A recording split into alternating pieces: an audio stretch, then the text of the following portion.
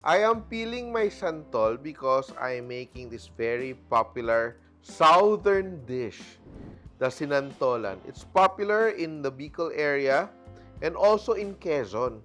Now is santol season in the Philippines, so it's a good time to prepare this very famous dish. And what I'm doing here after peeling, I just cut it in half and I remove the seeds. Tikman natin, matamis ba to? Tamis. Very important, as soon as you peel and remove the seeds, you soak it in water because it oxidizes. And you have to prepare this ahead of time before you start cooking because it takes a little bit of work. And here I have some that have already part of the flesh. We did this ahead of time and you see that we are soaking our flesh, grated flesh, in a bit of water. And I will just continue to, just to show you what we do. So you have to squeeze out all the juices from the santol flesh. Ganyan, no? And put it aside. And all that flesh, konti lang, no? This is around 1.5 kilos of santol. And I chose the bigger ones because it has more flesh. Once your grated santol flesh is ready, we can now begin cooking. And you notice I'm a bit generous with the amount of pork I'm using. I'm using pork here with a bit of fat. And I'm heating up my wok. And I will just sear this, no? Just the pork, add it there, nothing else.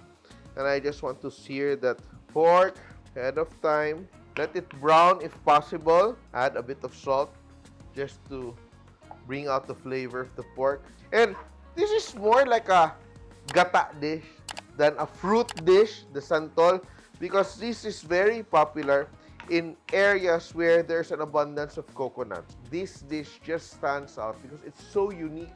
The flavor of the santol, I don't know how to describe. Can you help me describe the flavor of santol? I'm just waiting for this pork to like sear a bit.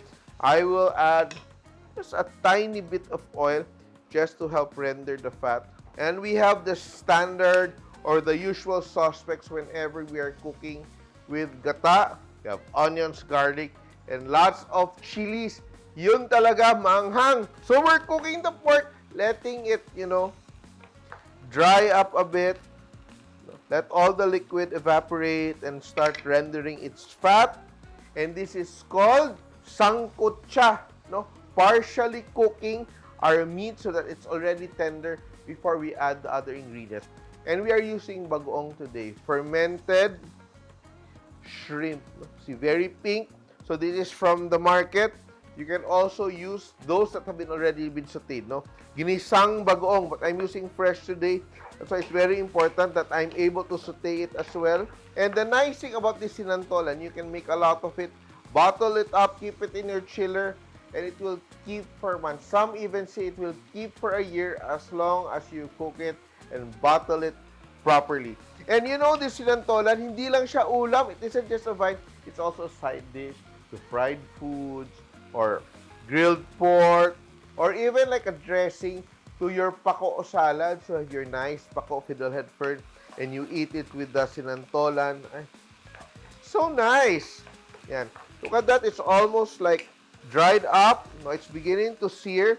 And now I will add my garlic, onions, and I will add my chilies. So I'm adding my red chilies earlier para lumabas talaga yung anghang. No, I really want to bring out the spiciness of this dish. And now I will add my bagoong shrimp paste. And it's very important that we saute this properly. You notice I didn't use too much oil. Why? Because as the coconut milk renders, it's going to release a lot of that fat. By using the fresh alamang, I'm more in control of the finished product. So I'm just letting that cook. And what I will do now, I will add vinegar. And this vinegar will cook the pork, will mellow the saltiness of the bagoong, but also help us preserve the sinantolan. So, some people don't add vinegar, but I add vinegar at this time because I want to make sure that my binagoongan will last a long time. Kung may matira man, yan, no? So, add that vinegar. Let that cook off again until it's almost dry. And now, look at that, no? Nakikita natin, it's almost like totally dried up. Now, I will add my Grated Santol. You see?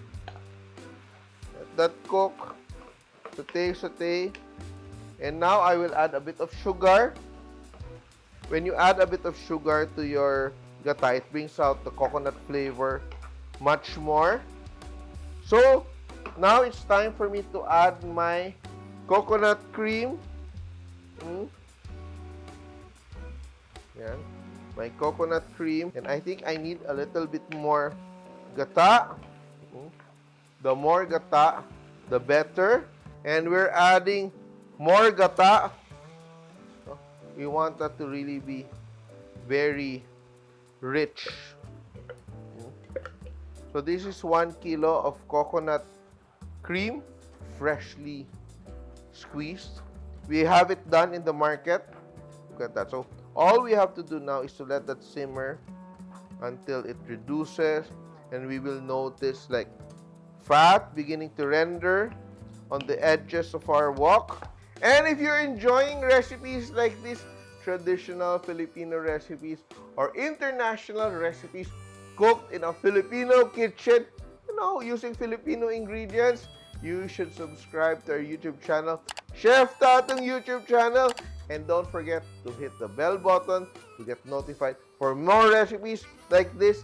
And if you have any more requests, please comment down below. Cover it up. Let's check on our sinantolan. It's simmering beautifully. I am adding a bit of patis now. Season it fully. So it's just like partially seasoned. So we start developing flavors as we cook. And you have to remember, when you're cooking dishes like this that involves the reduction of sauces, the flavors always intensifies once all the liquid has begun to evaporate. So just a little bit of salt, just a little bit of patis, and let it reduce. I will just leave it open this time so that it cooks more quickly. The fat begins to render. The color of our sinantolan is also going to get darker. The pork is going to be tender. And it's going to be so delicious.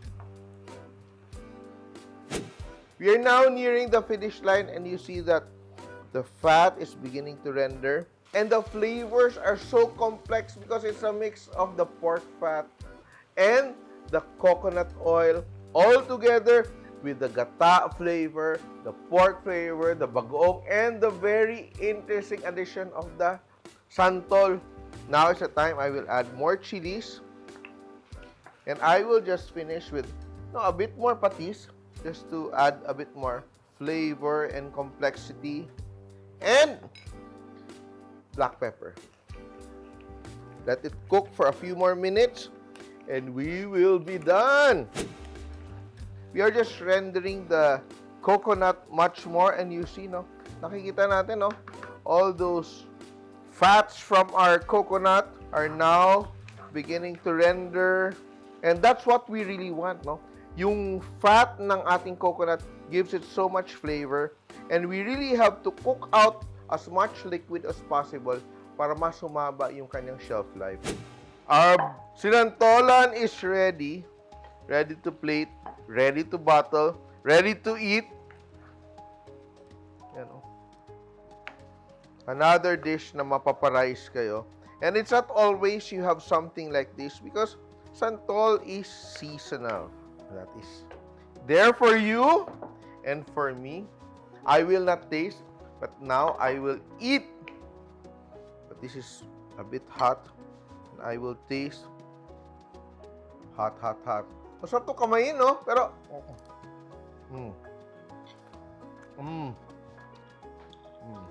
At the start, it just tastes like a Bicol Express.